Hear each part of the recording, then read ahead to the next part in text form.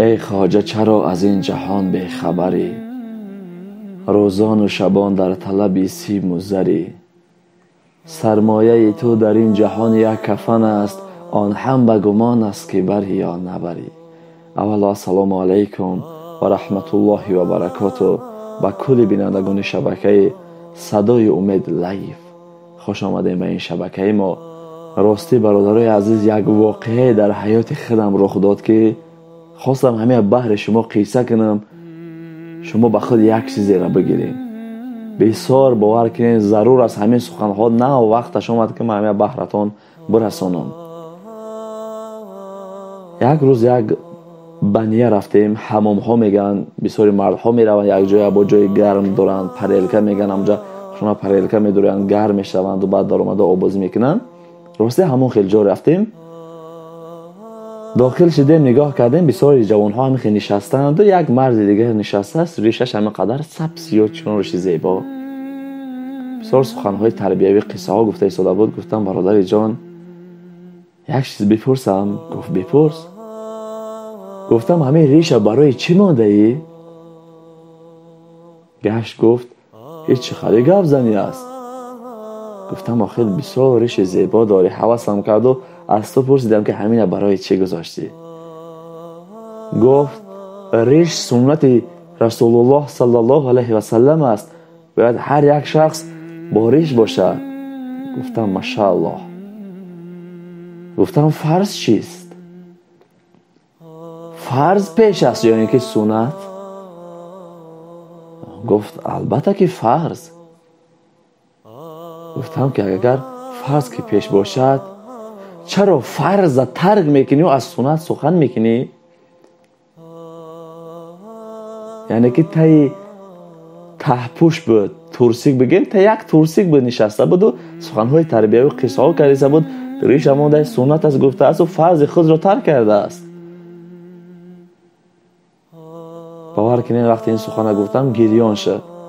رفت یک لطه ای را در میانش پیچانده آمده در نزد منشیش گفت مرا ببخشید. این سخن گفته که باور کن خیلی برای من تاثیر کرد و انشاءالله که کاری کرده که از بسیاری گناه مرا دیگر امین نگاه داشتی. باور کنین برادرای جان، خدا لعنت کرد همون شخصی را که فرضیش با یک مرد دیگر میبیند، حالتی مردی نگیش یک مرد دیگر میبیند. خدا میگه همون شخص لعنت کردگی است، پسترین دوزخ در همون شخص میرود. نخواه تا یک ترسیک بیایی همه جای تو معلوم است، همون هم نپوش برار پرتوش آخر. چه در کار است؟ الحمدلله در امروز ها میبینیم در تمام همین حمام ها لطه های ماندگی هستند، از ناف تا زیر زانوتون هم میپوشاند. همون گیرین در میانتون پوشانین آخر. سنت گفته بجا میارید و فرض ترک کرده استین. بمونین ریشکاتون بمونین ماشاءالله هسته، بهترین است. اما فرض هم نگاه کنین برادر جانا، نماز میگذارند و روزه میگیرند و خیر صدقه میکنند، در راه خدا هستند و اما فرض خطا به مردم نشون میدید. چی فایده است این قدر نماز و روزه ایت؟ رسول الله صلی الله علیه و سلم به فایده نفهماند. رسول الله هر سخنی که گفته باشد بدانید که همه او برای ما و شما فایده ناک است. از پیش خود یکم سخنی نمیکند رسول الله صلی الله علیه و سلم. گفت در یک خانه میگه اگر 2 نفر باشین یقین در او خانه نشینین که سوم شما شیطان میشود. فرقیت نداره در او خانه مرد است خاص زن است. 2 مردم در یک جا ننشینین. و چرا گفت که 7 ساله فرزندان تو که به وای رسید اونها رو جایگاه خوابشون جدا بکنین. با خواهر خود میگه تنها ننشین، با دادر خود تنها ننشین. شیطان همین خیال است که سوم میشود، چه وسوسه هایی نمیکند. همین سبب شما در اونجا میدروین همش جای شما معلوم، شیطان که در اونجا داخل شود شاید یکم حالت سر زند. لیکن پناه میبریم به سوی خداوند از این مکر شیطان ها. اما احتیاط کنیم برادر جان.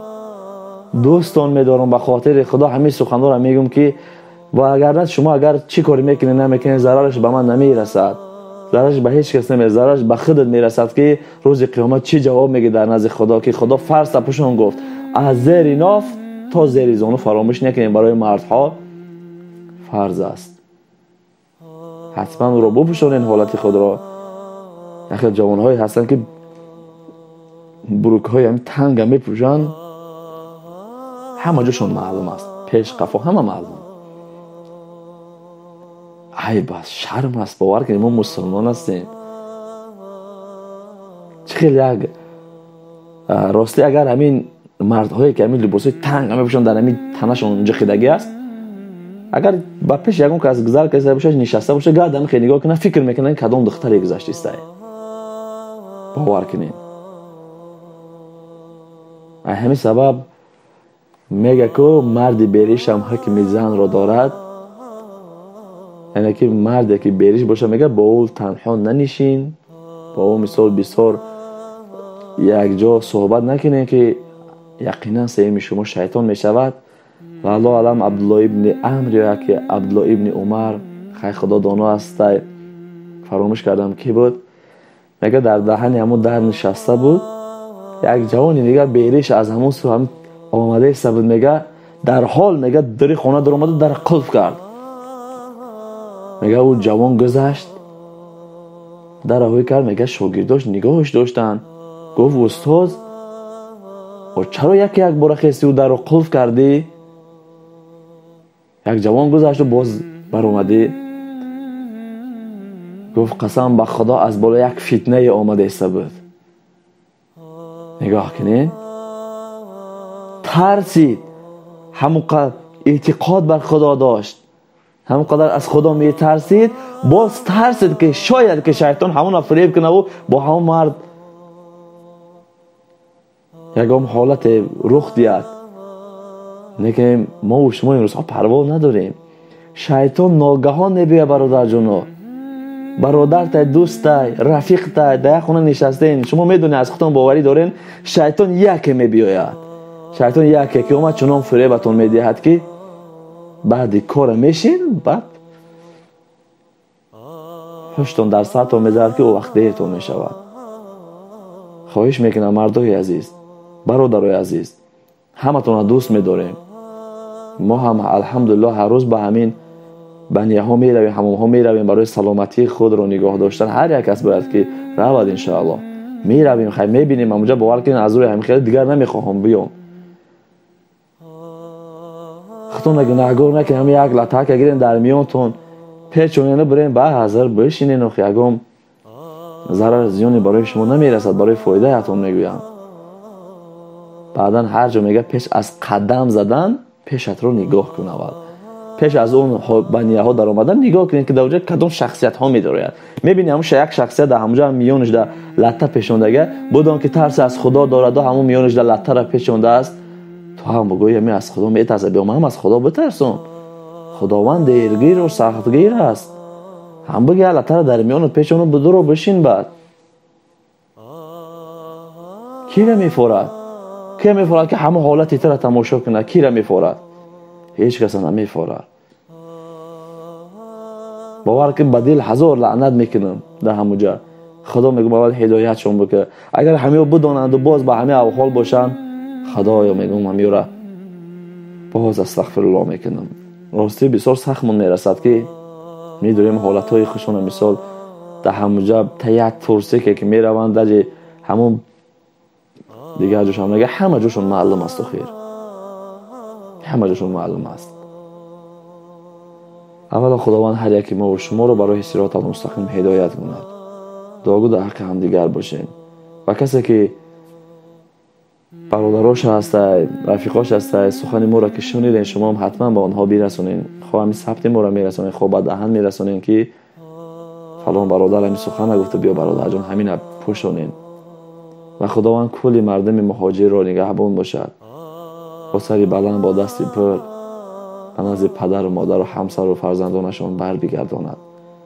و از همه شما خواهش میکنیم در حق این بنده عاصی گناهکار صدای امید برادر خودتان همیشه با دعا باشین.